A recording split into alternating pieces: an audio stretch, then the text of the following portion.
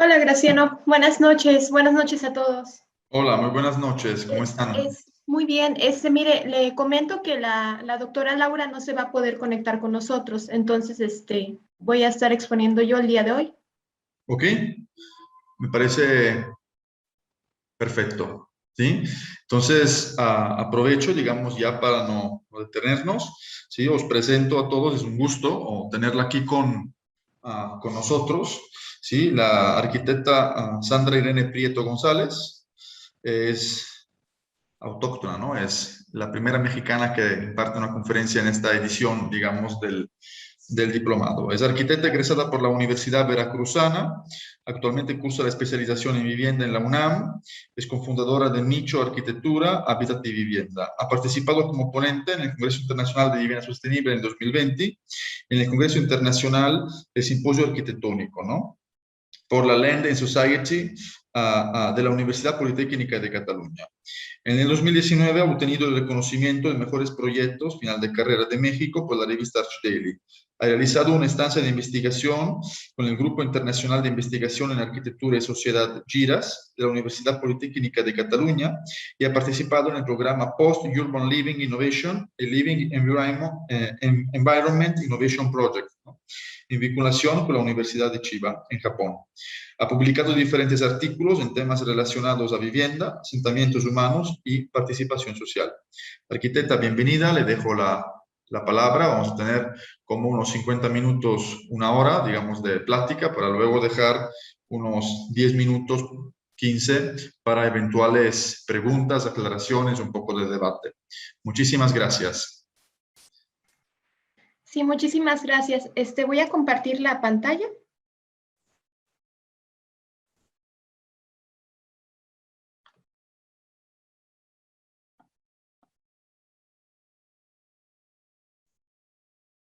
Ustedes me comentan cuando ya se vea completo. Se ve bien. Ok, perfecto. Bueno, antes que nada, quiero agradecer más que nada al arquitecto Graciano por la invitación, a la doctora Laura y a mí, que no se encuentra el día de hoy, pero bueno, el trabajo que vamos a mostrar a continuación es parte de un proceso de investigación participativa que hemos llevado a cabo en lo que es entornos sustentables por parte de la Universidad Veracruzana y también de mi parte en el proceso de la especialización en vivienda por parte del UNAM. Entonces es la conjugación de ambos. Y bueno, dentro de lo que es la expresión del artículo viene más la parte teórica y ahorita lo que vamos a presentar va a ser como que un breve resumen respecto a lo que es la producción social de hábitat y vivienda y puntualmente en un caso en específico aquí en la ciudad de Jalapa, Veracruz, donde actualmente ambas radicamos y bueno, también hemos trabajado en esta zona. Bueno, antes que nada vamos a iniciar con la premisa de qué es la vivienda, ¿no?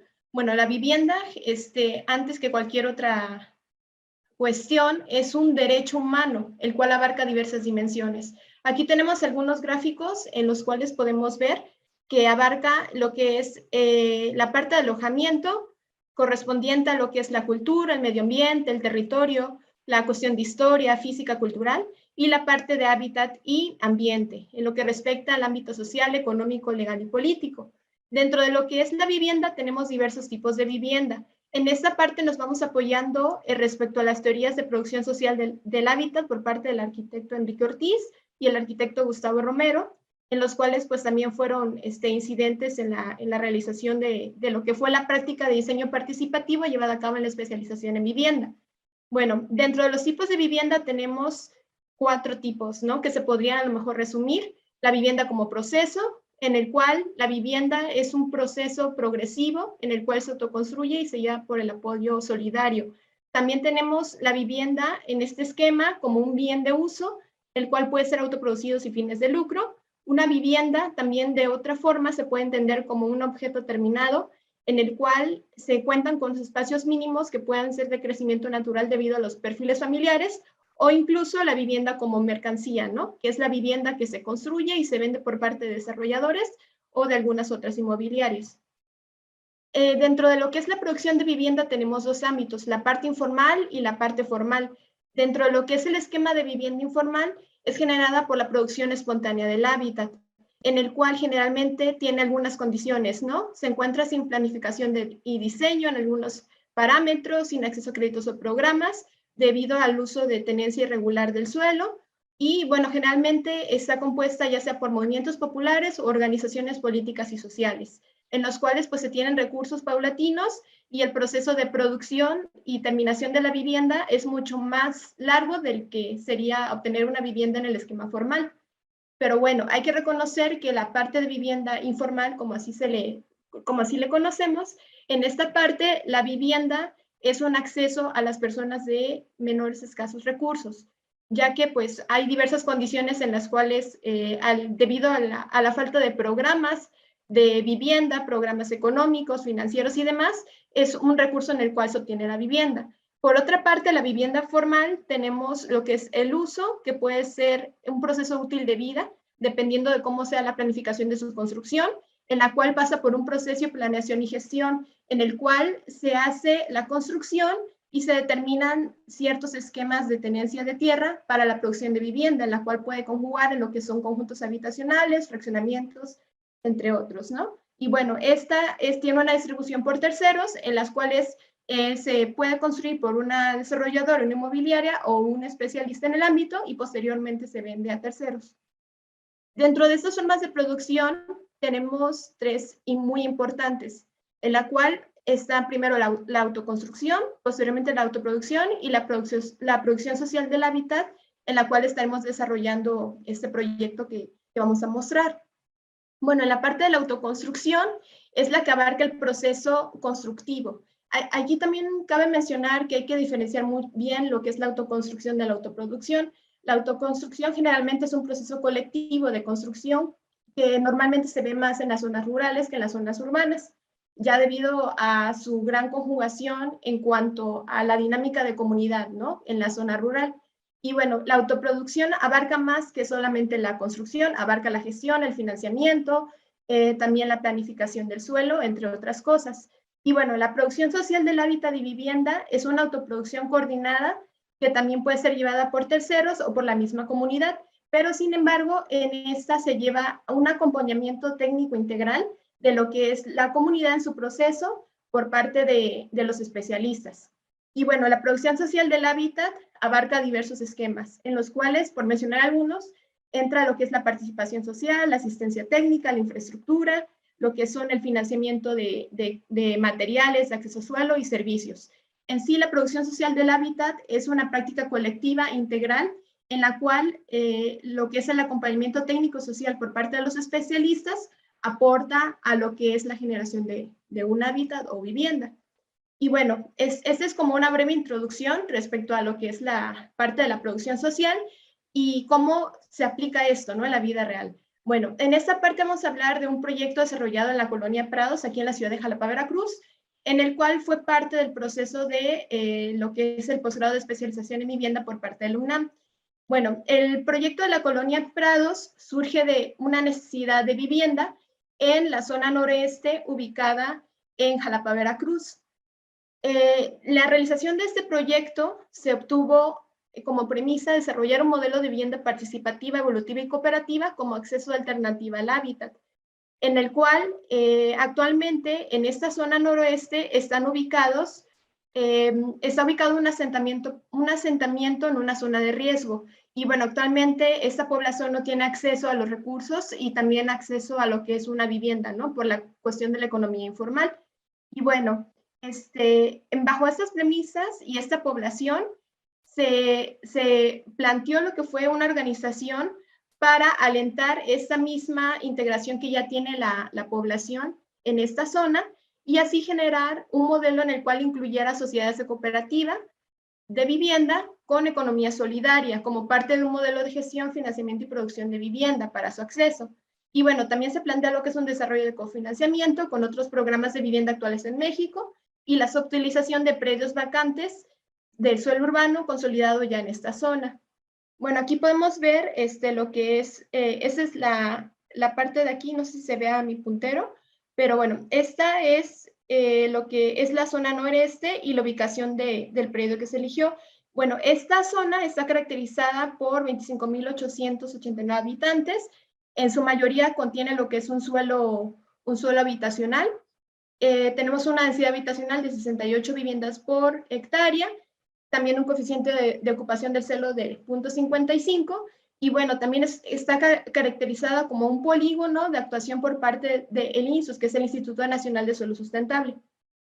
En base a esto podemos ver, debido al diagnóstico que se realiza en conjunto con otras compañeras de la especialización, también de aquí de Jalapa, Veracruz, podemos contemplar que la población, de acuerdo a datos de INEGI y también a varias entrevistas que se realizaron, la población de la zona generalmente tiene una economía informal.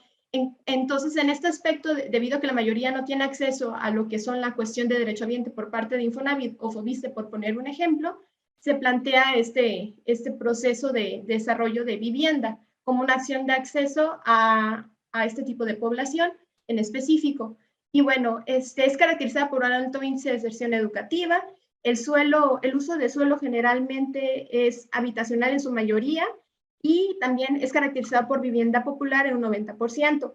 También es notorio la falta de ciertos equipamientos en la zona y en lo que respecta principalmente a lo que es la parte de asistencia social y también equipamientos de salud.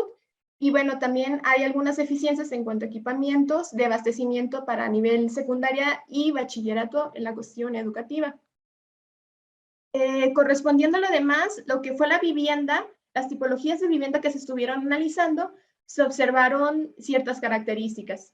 Por ejemplo, en la parte donde están los principales arroyos viales comerciales, se puede notar que lo que es el frente de las viviendas tienen su mayoría locales. Esto para aportar a la economía propia de las familias. Y bueno, también en otro aspecto, en las calles de vialidades secundarias o terciarias, se puede notar progresividad en las viviendas, algunos acabados también sin concluir y también cuestiones de progresividad constructiva que aún están en proceso por parte de las familias. También se realizó un estudio de mercado para ver la dinámica en el aspecto de la venta y compra de los terrenos y también de las viviendas cercanas. Y bueno, se pudo notar que en esta zona los terrenos son un poco más accesibles que las otras zonas de Jalapa, Veracruz, pero sin embargo, aún así, al tener un acceso de vivienda para el tipo de población que estamos hablando en el proyecto, pues era muy complicado. Entonces, en este aspecto, podemos notar que pues también los precios que tenemos de mercado, pues rondan entre los niveles medios del precio de vivienda en la zona de Jalapa. Y bueno, eso es como un pequeño diagnóstico introductorio y en base a estas premisas del diagnóstico que se realizó, se plantea lo que es el modelo participativo, el modelo evolutivo y el modelo cooperativo para el acceso a vivienda a esta población. Bueno, dentro del modelo participativo vamos a hablar brevemente de las metodologías y técnicas que se emplearon para realizar este proceso. Cabe recalcar que el modelo participativo fue muy importante para el desarrollo del proyecto debido a la gran importancia de incidencia de participación social de la población directamente a la cual se iba a realizar el proyecto. Y bueno, dentro de las metodologías y técnicas utilizadas de lo que es la participación social del hábitat, se utilizaron entrevistas y cuestionarios, en los cuales se realizaron sondeos de vivienda en línea y también sondeos de entrevistas presenciales. En este aspecto se tuvo que adecuar, por parte de la cuestión de la pandemia, se tuvo que adecuar las características de diagnóstico participativo para que pues fueran lo más seguras para la población. También se dibujó el dibujo de mapas para conocer el FODA de la zona, los aspectos en los cuales eran más inseguros, cuáles tenían más fortalezas, los cuales eran más adecuados. Y bueno, para la realización de diseño participativo se utilizó un rompecabezas y un diagrama de matriz en el cual se tuvieron diversas opciones. Y bueno, dentro del diagnóstico participativo realizado por las encuestas presenciales y en línea, se obtuvo la información relevante en la cual iba a ser incidente al proyecto. En lo que fue el diagnóstico en participativo, bueno, se obtuvieron ciertas características de la población, en los cuales principalmente se pudo notar que de 25 a 50 años es la mayor parte de la población en esta zona noreste, también que el ingreso mensual de la familia ronda entre los 6,000 y 12,000 pesos, los cuales también para un acceso a un crédito bancario pues es algo complicado, y debido también a la economía informal que puedan comprobar sus ingresos. La mayoría cuenta también con alguna ocupación y en algunas partes están ejerciendo y en otros se dedican más a oficios y a comercios.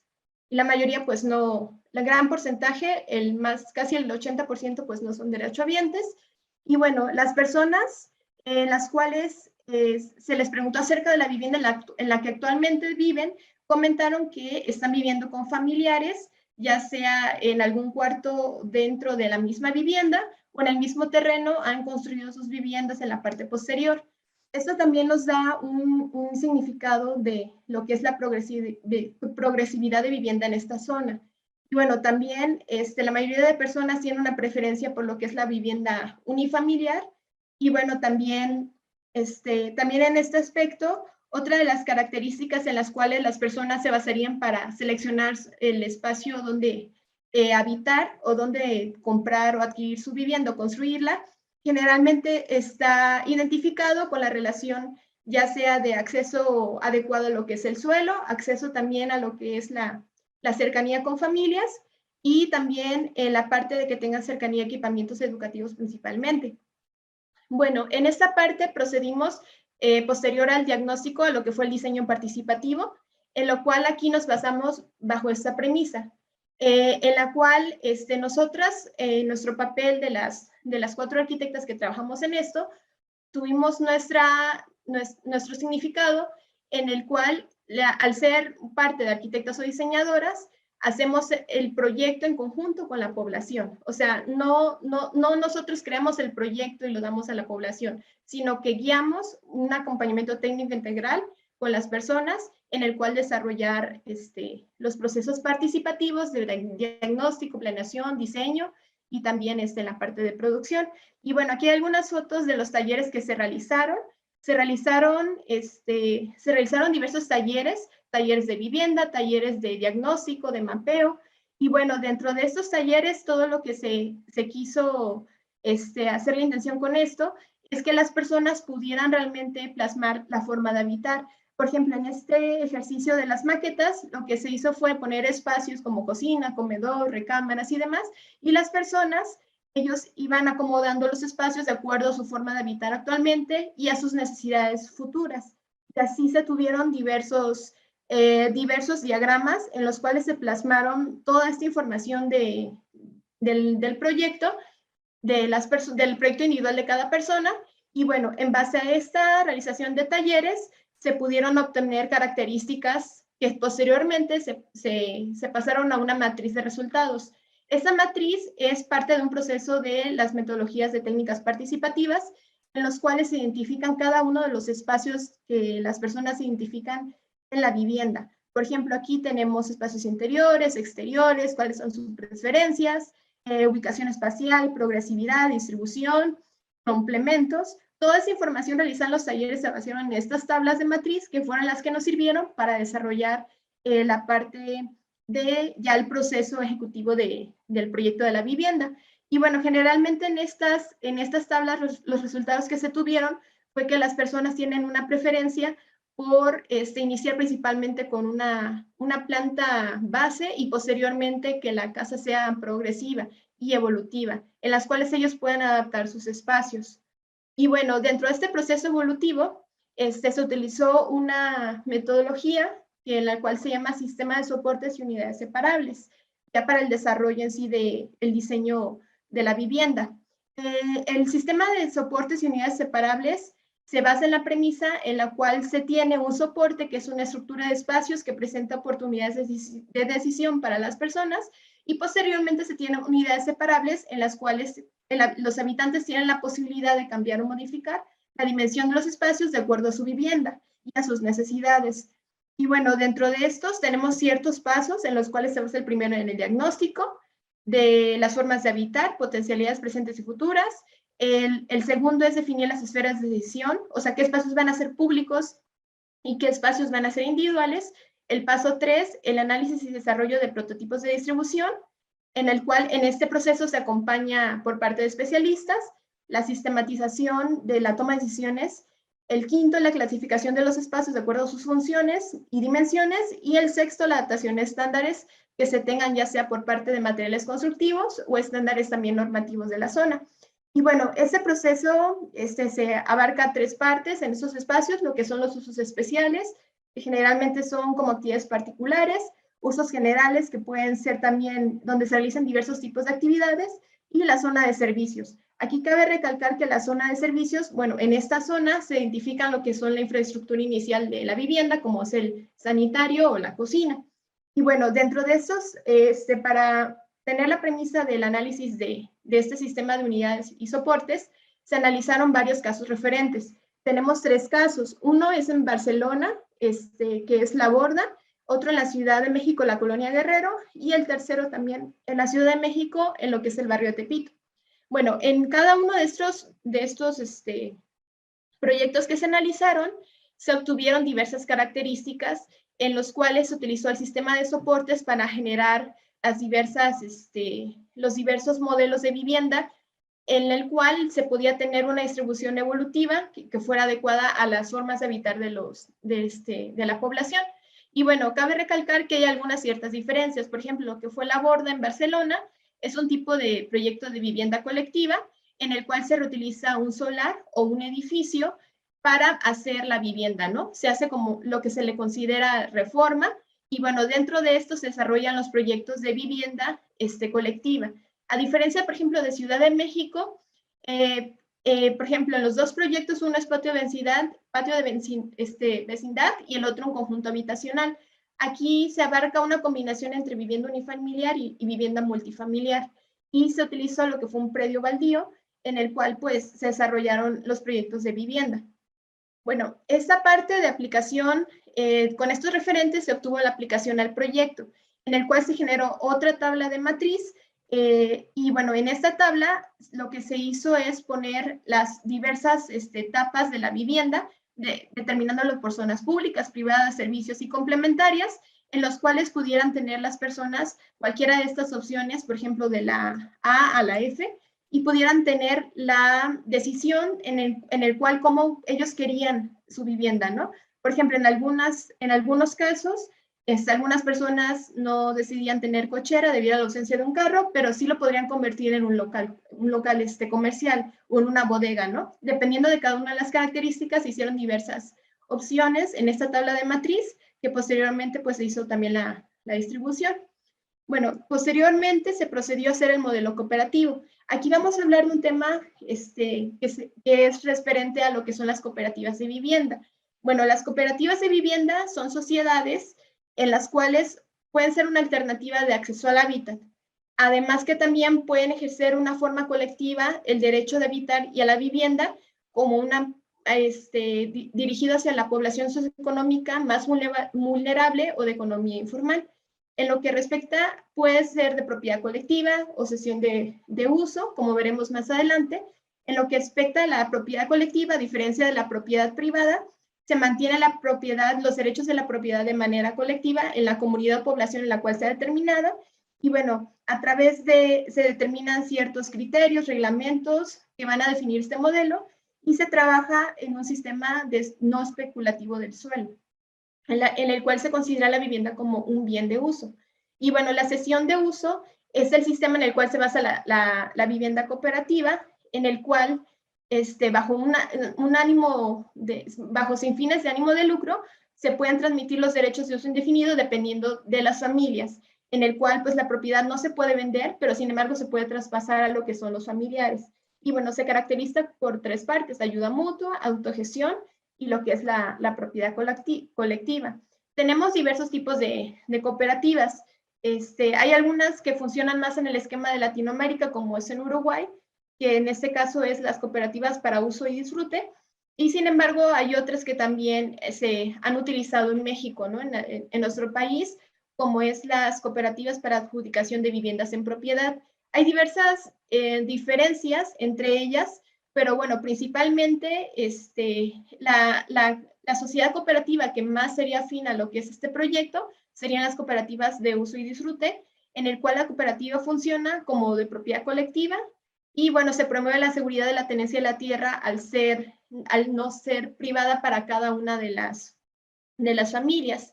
Y bueno, la metodología para la conformación de una cooperativa es primeramente encontrar el grupo y lugar al cual será destinado. Este grupo tiene que tener una afinidad en común para que pueda conformarse como una sociedad, ya que dentro de ella se van a realizar diversos consensos y diversas tomas de decisiones que es necesario que haya una organización adecuada entre la población. De ahí posteriormente se define lo que es el proyecto, qué modelo de convivencia se va a tener, cuál va a ser el modelo o anteproyecto arquitectónico, qué estudio financiero se tiene de cada uno de los socios o socias de la cooperativa. Se constituye posteriormente la cooperativa, en el cual se definen los estatutos internos, tanto de la sociedad como de lo que es el proyecto de vivienda, y posteriormente se obtiene lo que es un suelo viable. En este caso puede ser, dependiendo de las características y necesidades, así como la cantidad de personas, puede ser un edificio un edificio antiguo en el cual se le dé uso a vivienda colectiva, puede ser un predio, baldío o cualquier otra opción en la cual se pueda generar el proceso de vivienda. Posteriormente, en el financiamiento y construcción, aquí ya hace la intervención de los especialistas, en el cual se hace el acompañamiento técnico, ya sea durante todo el proceso de diseño, o que las personas participen en la construcción, o que por parte de un tercero se realice la construcción de las viviendas. Y bueno, finalmente se formaliza la cesión del derecho, en la cual pues se firma un contrato de derecho de uso para cada uno de los socios y las cuotas definidas en las cuales se va a intervenir como este proceso de vivienda colectiva. Y bueno, aquí tenemos hasta algunos referentes en los cuales de las cooperativas de vivienda.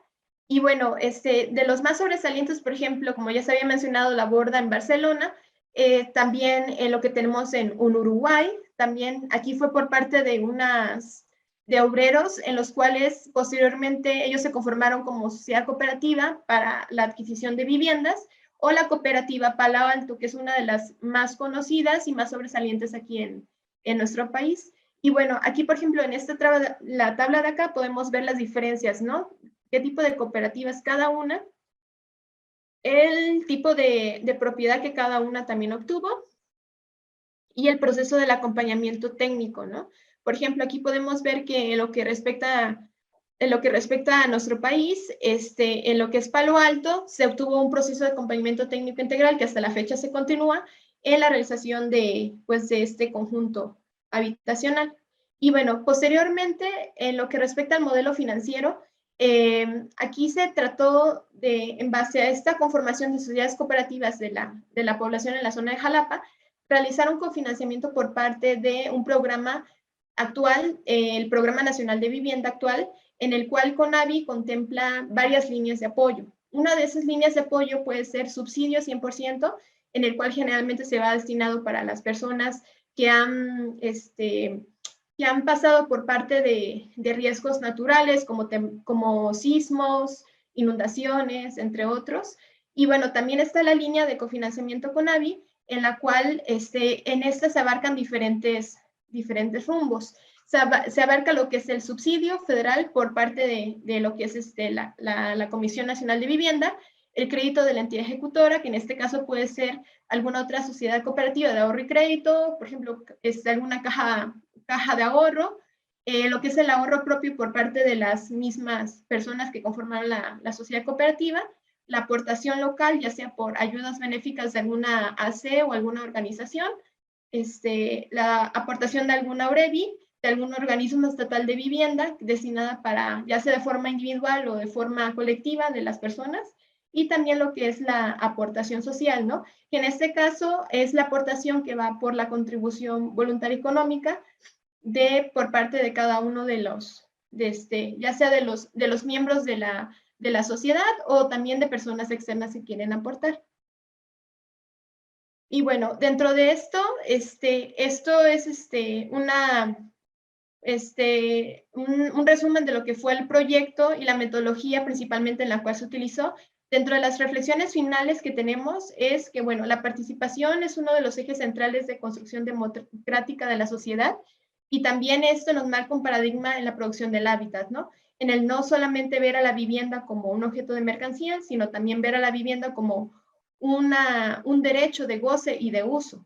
Y bueno, también la parte de inclusión y participación de los movimientos populares o organizaciones sociales es muy importante, ya que en base a esto se pueden abrir amplios panoramas para la producción de vivienda y sobre todo para la población más vulnerable. También es de gran importancia hacer la sensibilización o reconocer que los profesionales pues no solamente son diseñadores que hacen proyectos para otros, ¿no? Principalmente en la producción social de hábitat y vivienda es muy importante de que la participación de los especialistas, arquitectos, ingenieros, urbanistas, entre otros del ámbito, pues puedan acercarse a los movimientos populares, a las organizaciones, y en el cual pues, se puede generar también un público informado que pues puede proyectar para sí mismo, bajo un acompañamiento integral, técnico y social. Y bueno, también el hacer vivienda no solo es construir un espacio habitable, sino también conforma el sentido de comunidad. En este aspecto es muy importante reconocer que cualquier clase de vivienda colectiva, ya sea bajo los diversos esquemas de producción que se mencionaron anteriormente, es muy importante tener ese sentido de comunidad y también este sentido de arraigo social a lo que respecta a los proyectos en los cuales se vayan a realizar, ya que principalmente de esta organización planificada y proyectada se pueden hacer pues diversos esquemas de producción de vivienda que puedan ser beneficiosos no solamente para un tipo de población específica, ¿no? Y bueno, estas son algunas reflexiones de lo que es en sí el proyecto que se presentó. Y pues más que nada me gustaría también escuchar sus comentarios a continuación, algunas cuestiones de dudas o cuestiones en las cuales ustedes quieran comentar, principalmente también si han trabajado en proyectos de producción social del hábitat, si en procesos participativos, o si es algo total, pues, mente nuevo, ¿no? Para las personas que nos acompañan este día. Sí, a mí me gustaría comentar una cuestión, ¿no? Cuando se mostraron aquí la tabla con los diferentes tipos de cooperativa, exactamente esta, ¿no? Sí. No, la otra, la que está en la otra lámina, ¿no? Donde hay como la comparación de esos tres tipos de ¿En aquí. esta? Exacto, ¿no? Donde hay la comparación como de esos tres tipos de cooperativas, ¿no? Y es justamente algo que estábamos antes hablando, ¿no? Cuando hablábamos, de una cierta forma, de esta producción del hábitat social, pues, entendiendo que toda la ciudad es un ámbito social, aunque luego nosotros por social identificamos como esas categorías de viviendas, por así decirlo, que están direccionadas a determinados niveles, digamos, económicos de población, ¿no? Pero lo que me hace reflexionar, digamos que de una cierta forma, aunque en México, ¿no? Tengamos como esos ejemplos de cooperativas, luego al final la cooperativa se vuelve o sea, produce lo que es la vivienda, vivienda que luego se transforma en algo privado, ¿no? Entonces, al final, de una cierta forma, es como una especie, digo, desde mi punto de vista, de contradicción, ¿no?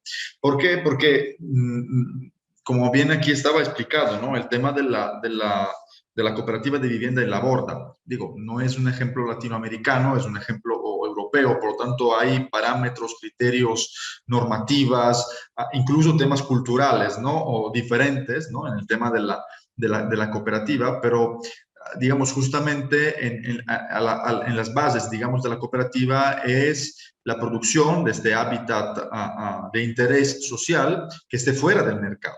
O sea, que fuera del mercado, digamos, capitalista, ¿no? Porque al final, pues, se ha notado en muchos países que han tenido incluso una producción de un parque de vivienda de interés social muy amplio en los años, que en el momento en el cual pues la vivienda, ¿no? El país se deshace de estas viviendas y las vende, si esa vivienda ya se vuelve en propiedad privada, digamos, de una cierta forma del, bueno, pues del habitante, ¿no? Que adquiere como ese derecho de propiedad, en este momento la vivienda potencialmente se puede entrar en el famoso círculo vicioso, ¿no? De la vivienda, ya que no se aprovecha como bien como por su valor de uso, sino más bien por su valor de cambio, ¿no? Entonces, digamos, a mi parecer es como una especie de contradicción, por así decirlo, ¿no? Porque al final esta vivienda se produce con en el caso de las cooperativas de vivienda, con fondos que tienen que ver con unos bancos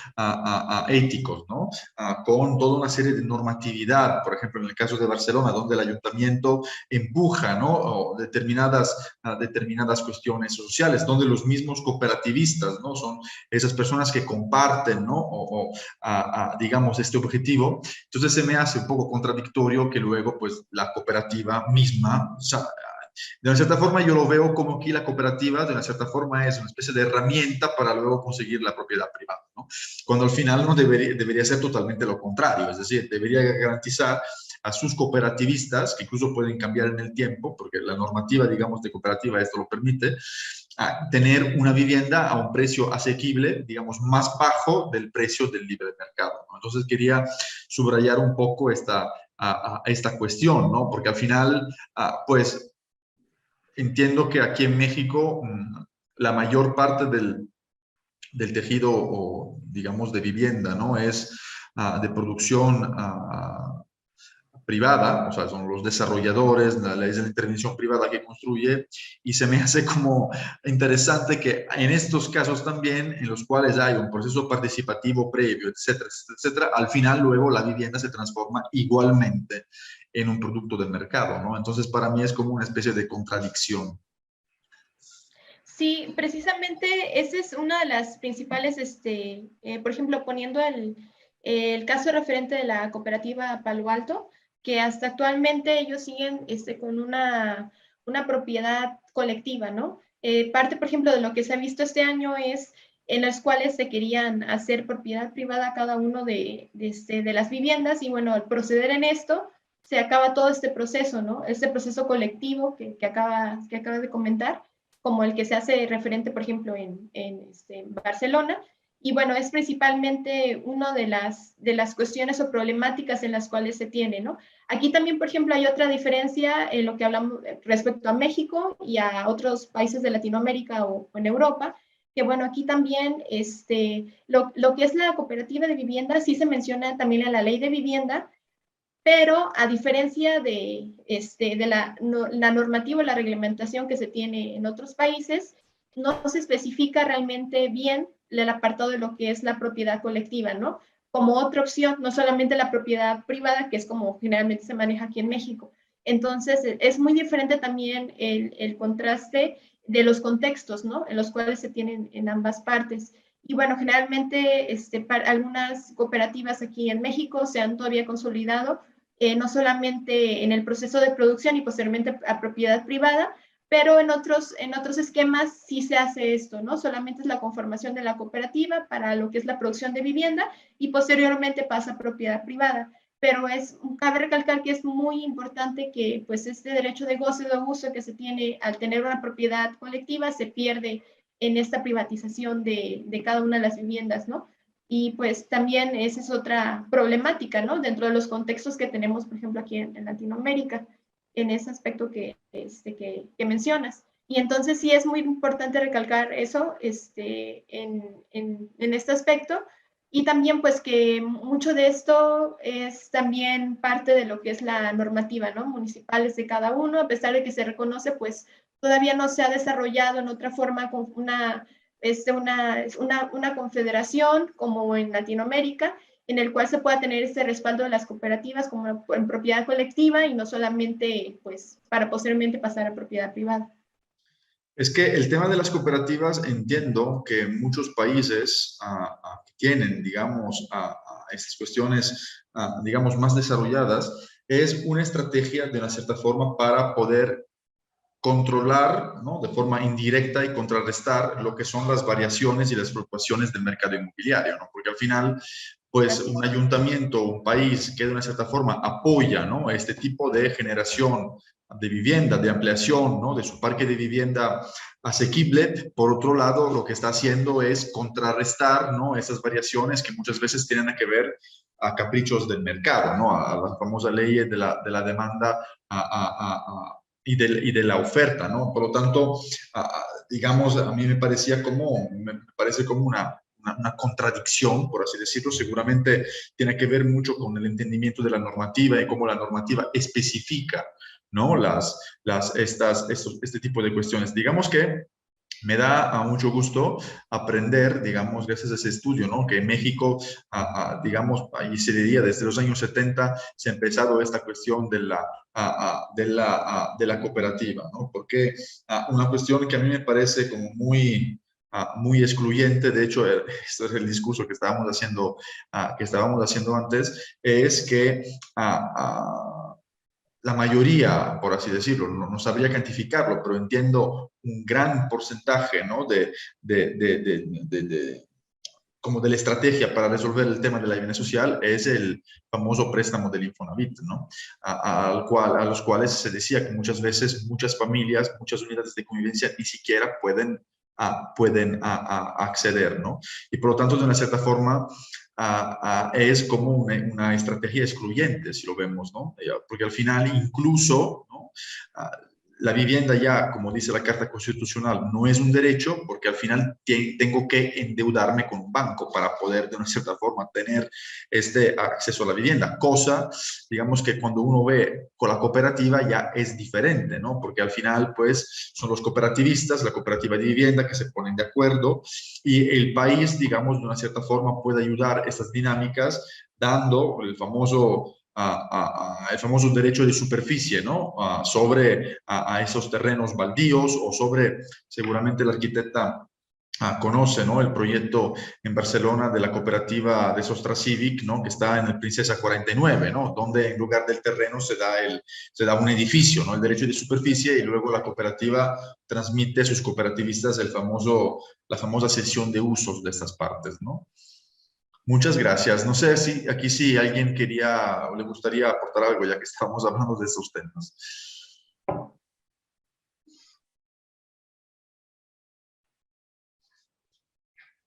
¿Nadie? ¿Tampoco los mexicanos?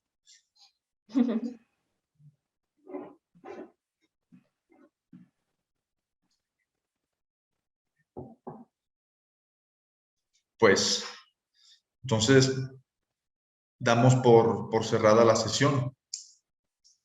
¿Sí? Muchísimas gracias a la arquitecta Prieto por haber participado. Y la verdad es que para mí ha sido realmente un gusto ver todo este tema de las cooperativas aquí en México, ¿eh? Sí, muchísimas gracias. Y bueno, principalmente este proceso de investigación está basado para, pues, tener, digamos, varios modelos o esquemas en los cuales se puedan seguir planteando el proceso de cooperativismo y economía solidaria aquí en México, ¿no? De que, pues, ya se reconoce como algo, como mencionaste hace rato, desde los años 70, 80, pero que también, pues, aún falta mucho por trabajar aquí en nuestro país. Y también mencionar que, pues, ciertas cooperativas de nuestro país también ya llevan una organización en la cual están en esta búsqueda de conformar una federación, ¿no? Para en el cual pueda tener mayor incidencia tanto en los programas de vivienda municipales y nacionales, y pues que también puedas reconocerse como otra opción de acceso al hábitat, pero directamente desde lo que es el uso y disfrute de la vivienda, ¿no? No solamente como una obtención de propiedad privada. Entonces, en ese aspecto, pues, ¿qué parte? Una última pregunta, arquitecta. ¿Hay esta cuestión de la presencia de las cooperativas en el territorio? ¿Hay estados aquí en México, en la República Mexicana, donde ese tema del cooperativismo esté como más difuso y otros menos? ¿O es un fenómeno, digamos, que se da pues en todos los lugares de la misma manera? Sí, bueno, principalmente donde hay la mayoría de sociedades cooperativas es en lo que es la Ciudad de México y Estado de México, también abarcando parte de lo que es Puebla, principalmente la zona centro de nuestro país, pero también hay otros casos pues, de otros estados del norte, como Tamaulipas también, en el cual se han desarrollado estas sociedades. También, bueno, lo que es la parte de cooperativismo en México, está fundamentado pues desde la parte del autogobierno, de la parte también incluso de la creación de lo que fue COPEBI en los años 70, 80. Y bueno, pero principalmente se ha ido desarrollando lo que es la zona centro de nuestro país y ya abarcando incluso en otros estados también como Veracruz, Puebla, más cercanos. Pero todavía, digamos como que en ese aspecto, las sociedades cooperativas de vivienda que actualmente existen en nuestro país están haciendo esta conformación de una federación para que se puedan realmente reconocer, ¿no? Y dar sobre todo mayor incidencia en otros estados en los cuales todavía pues no se ha desarrollado de la misma forma que en el centro de México. Y curiosidad, ¿cómo es que en el centro de México se han desarrollado con más facilidad? Sí, bueno, principalmente yo creo que también fue en esta parte, en el auge que tuvo durante el transcurso del autogobierno, entre los 70s y 90s. En este aspecto, se usó la presión también por parte de lo que fue FONAPO, y se hicieron varios programas en lo que fue la Ciudad de México y generalmente abarcando lo que fue la zona metropolitana del Valle de México. Y bueno, se realizaron estos programas de vivienda en los cuales se apoyaba a asociaciones civiles principalmente y organizaciones sociales para dar el acceso a la vivienda a las poblaciones más vulnerables. Así, por ejemplo, se generaron ciertos barrios también de la Ciudad de México, como los que se mencionaron en la presentación, Tepito, también la colonia Morelos, entre otros. Y bueno, así fue como se fue haciendo esta creación del desarrollo de las cooperativas en el país, en el auge que tuvo mucho estos programas de vivienda durante esas décadas. Fue principalmente por eso. Sin embargo, por ejemplo, en lo que fue en otras partes en otros estados de lo que es nuestro país, no tuvieron tanta incidencia estos programas a diferencia de la zona centro.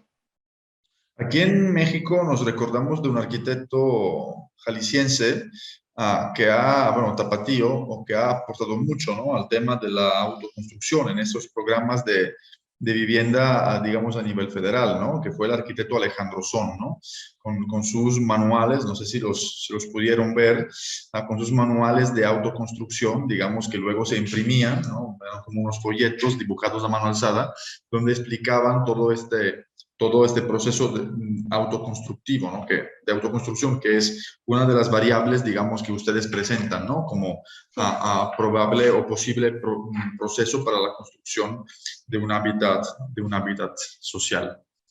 Muchísimas gracias, arquitecta. Muchísimas gracias a ustedes por el espacio y muchas gracias a todos los oyentes en este día. Gracias, que estén Saludos muy de bien. parte de la doctora Laura. Hasta luego. Hasta luego, gracias. Gracias.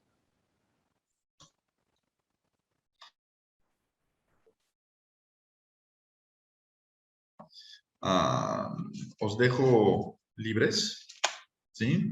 Disfruten esta media hora, porque mañana nos volvemos a ver para revisar los proyectos. ¿Ok? ¿Tienen dudas? ¿No? No, todo bien. Sí. Gracias. Perfecto. Buenas noches. Gracias. Hasta luego. Hasta luego. Buenas noches. Que estén muy bien. Buenas noches. Bye.